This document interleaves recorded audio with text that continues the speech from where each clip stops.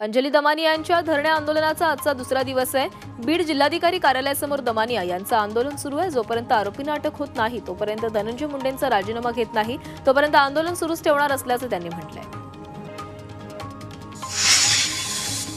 दरम्यान अंजली दमानिया यांच्याकडे जी माहिती असेल त्यांनी ती माहिती पोलिसांना द्यावी, उगाच हवेत बोलू नये असा टोला भाजप नेते प्रवीण दरेकर यांनी लगावलाय। मुख्यमंत्री देवेंद्र फडणवीस यांनी संबंधित आरोपींवर कठोरात कठोर कारवाईचे आदेश दिलेत अशी माहिती देखील दरेकरांनी दिली आहे।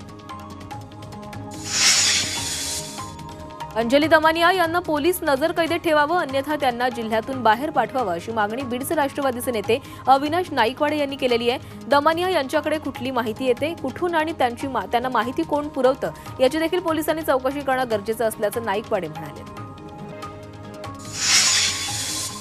संतोष देशमुख हत्येप्रकरणी राष्ट्रवादी युवती प्रदेशाध्यक्षांची चौकशी सुरू आहे। बीड शहर पोलीस ठाण्यात सीआयडी कडून संध्या सोनवणे यांची चौकशी होतीये। सोनवणेंसह अन्य 3 जणांची चौकशी सुरू आहे। पोलिसांना सहकार्य करणार असल्याची माहिती सोनवणेंनी दिली आहे। नवी मुंबईत सकाळी 11 वाजता ग्रंथोत्सवाचं आयोजन करण्यात आलं। यावेळी मुख्यमंत्री देवेंद्र फडणवीस, उपमुख्यमंत्री एकनाथ शिंदे आणि अजित पवार हे प्रमुख पाहुणे म्हणून उपस्थित असणार आहेत। यावेळी ग्रंथोत्सवाचं उद्घाटनही होणार आहे। धाराशिवच्या तुळजापूर तालुक्यातील मेसाई जवळगा येथील सरपंच नामदेव निकम यांच्यावर झालेल्या हल्ल्याप्रकरणी शोले स्टाईल आंदोलन करण्यात आले। या हल्ल्याचा तपास करून संरक्षण देण्याच्या मागणीसाठी गावकऱ्यांसह सरपंचांनी पाण्याच्या टाकीवर चढून आंदोलन केलं। पोलीस संरक्षण आणि न्याय मिळण्याची मागणी आंदोलकांनी केली आहे। अंगणवाडी सेविका आणि मदतनीसांच्या मानधनाचा मार्ग मोकळा झालाय। राज्य सरकारनं मानधन आणि प्रोत्साहन भत्त्यापोटी 163 कोटी रुपयांचा निधी उपलब्ध करून दिलाय। त्यामुळे लवकरच अंगणवाडी सेविकांना थकीत मानधन मिळणार आहे। मानधनाची रक्कम केंद्रीय सहाय्यकांकडून प्राप्त होत असली तरी खर्च करण्यास विभागासत्ता अनुमती देण्याचा निर्णय घेण्यात आला।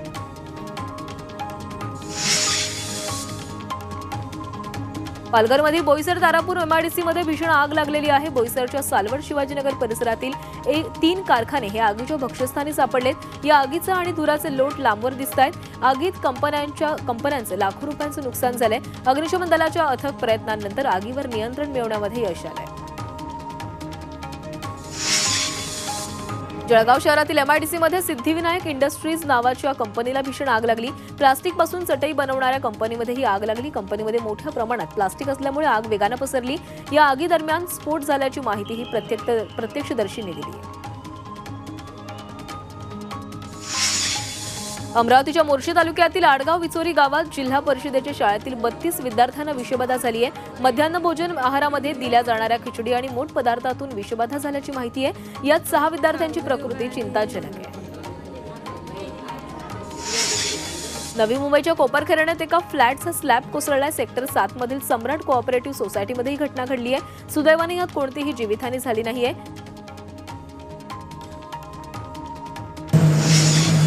नाशिकहून नंदुरबारला जाणाऱ्या एसटी बसमध्ये महिलेची प्रसूती झाली आहे। कंडक्टर प्रिया राठोड यांनी सुरक्षित ठिकाणी बस थांबवून प्रवासी महिलेची सुखरूप प्रसूती केली।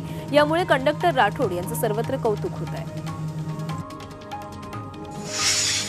मुंबईच्या दादरमधील छत्रपती शिवाजी महाराज मैदान धूळमुक्त करा अशी मागणी नागरिकांनी केलेली आहे। शिवाजी पार्क मैदान 28 एकर आणि 1.2 किमीचा परिघ अशा विस्तीर्ण परिसरात पसरलेला आहे। त्यामुळे हवेसोबत धूळ मोठ्या प्रमाणात उडत असल्यामुळे मोठ्या प्रमाणात प्रदूषण होत आहे। याचा त्रास परिसरातील रहिवाशांना होतोय। महाराष्ट्र राज्य मार्ग परिवहन महामंडळानं अष्टविनायक दर्शनासाठी विशेष बसची व्यवस्था केली आहे। संकष्टी चतुर्थीच्या निमित्तानं 17 जानेवारीला पिंपरीतून या विशेष बस सुटणार आहेत। त्यासाठी ऑनलाईन आरक्षण करता येणार आहे। ही सुविधा पुण्याच्या शिवाजीनगर बस डेपोमधून असणार आहे। मुंबईत इन्फ्लुएन्झा आजाराच्या रुग्णांमध्ये वाढ होतीये। यावर्षी इन्फ्लुएन्झाच्या आजारामुळे तब्बल 71 जणांचा बळी गेलाय, तर 2000 जणांना इन्फ्लुएन्झाची लागण झालेली आहे। त्यामुळे कोणतीही लक्षणं आढळल्यास तातडीने डॉक्टरांशी संपर्क करण्याचं आवाहन नागरिकांना प्रशासनानं केलंय।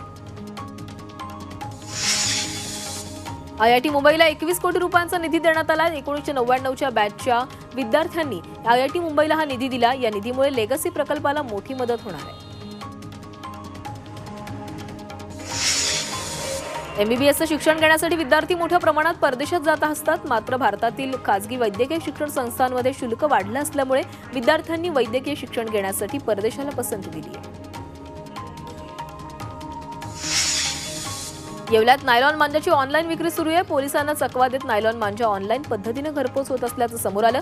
यावेळी मांजा विकणाऱ्या साईट तसंच व्यक्तींवर कारवाई करावी अशी मागणी होती.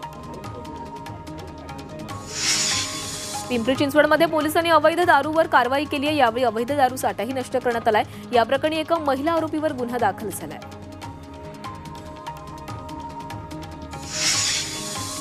मुंबईत वाहतूक पोलिसांनी विविध नियमांचं उल्लंघन करणाऱ्या चालकावर कारवाई केली आहे. या कारवाईत 2000हून अधिक रिक्षा जप्त करण्यात आल्या.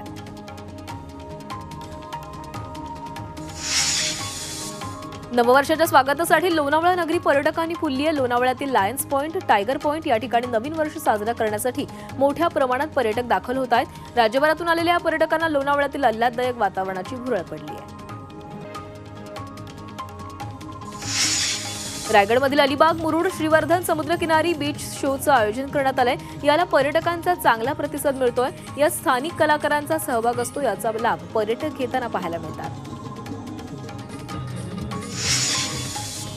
नववर्षाच्या स्वागतासाठी लोणावळा पोलीस सज्ज झालेत. कायदा आणि सुव्यवस्था राखण्यासाठी पोलीस धडक कारवाई करणार आहेत. सार्वजनिक ठिकाणी धांगडधिंगा, हुल्लडबाजी करणाऱ्यांवर कारवाई होणार आहे. पवनानगर परिसरात सध्या साध्या वेशातील पोलीसही तैनात आहेत. 31च्या पार्टीसाठी पुण्यात पहाटे 5 वाजेपर्यंत पब आणि बार सुरू राहणार आहेत. मात्र 1 दिवसाचा परवाना घेऊन पार्टी करण्याचं आवाहन प्रशासनाकडून करण्यात आलंय.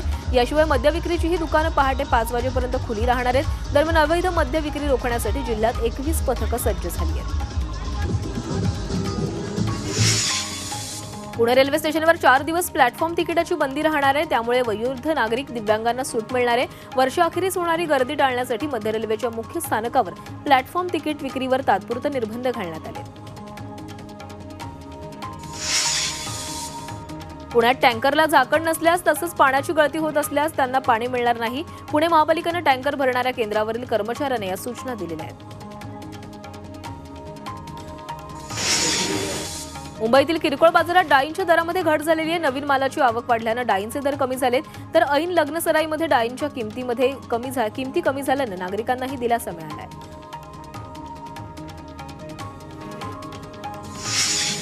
पुण्यातील मार्केट यार्डात टोमॅटो, फ्लॉवर, कोबी, शेवगा आणि पावट्याच्या दरात घट झाली आहे. घाऊक बाजारात आवक वाढल्यानं भाज्यांचे भावही कमी झालेत.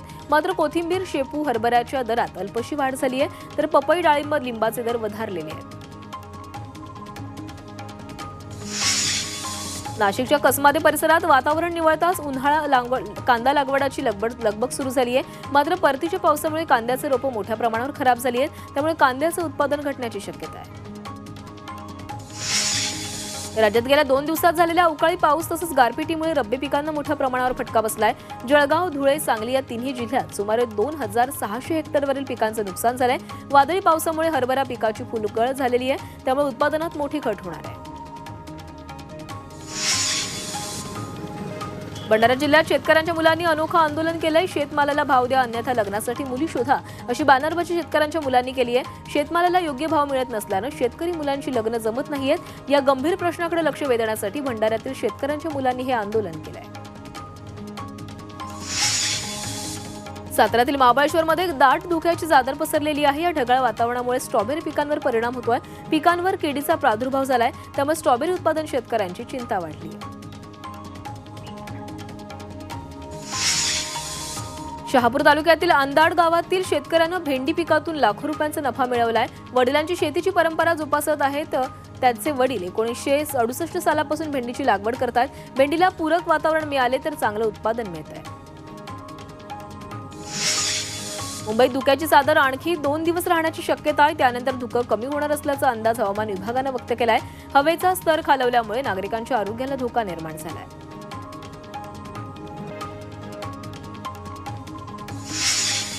मुंबईतील भायखळा, वरळी, मालाडची हवा वाईट श्रेणीमध्ये नोंदवण्यात आलेली आहे. या हवेमुळे नागरिकांच्या आरोग्याला धोका निर्माण होण्याची शक्यता आहे.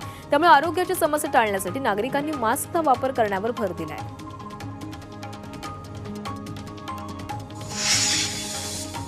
पुण्यात ढगाळ वातावरणामुळे किमान तापमानात वाढ झाली आहे. त्यामुळे थंडी गायब झाल्याचं दिसून येत आहे. तर किमान तापमानात चढ-उतार होण्याची शक्यताही हवामान विभागानं वर्तवली आहे.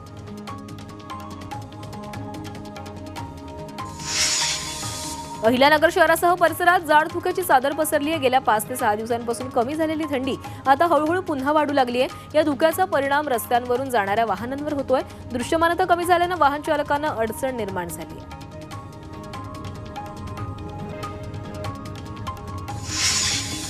वाशिममध्ये दाट धुक्याची चादर पसरल्याने वाहन चालकांना वाहन चालवताना त्रास सहन करावा लागतोय। तसंच या धुक्यामुळे भाजीपाला पिकांसह फळबागांवर रोगाचा प्रादुर्भाव होण्याची शक्यता आहे। त्यामुळे शेतकऱ्यांच्या चिंतेत वाढ झाली आहे।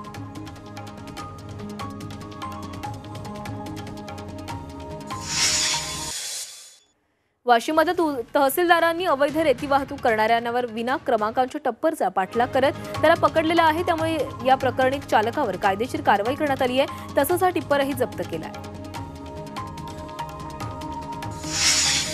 वाशिममधील शेलूवाडा गावात पिसाळलेल्या श्वानाची दहशत पसरली आहे। या श्वानाने 6 जणांना चावा घेतला असून ते जखमी झाले।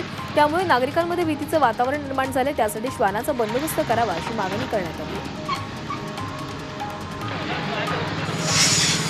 धाराशिवमधील वातावरणातील बदलाचा शेतकऱ्यांना फटका बसलाय। मिरचीवर करपा रोगाचा प्रादुर्भाव वाढलाय। त्यामुळे पंचनामा करून नुकसान भरपाई देण्याची मागणी शेतकरी करत आहेत।